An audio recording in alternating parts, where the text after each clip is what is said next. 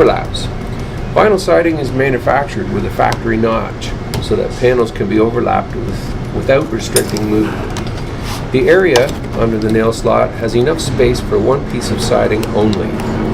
Excessive overlapping puts too much material in there, restricting movement.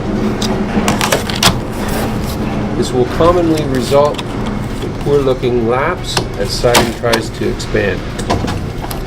Overlap panels by 1/2 the width of the notch, or approximately 1 inch, as seen here.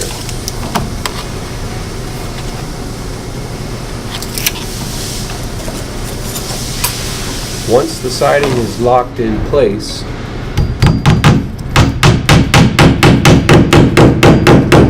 a good installer will make sure laps look great before nailing the end.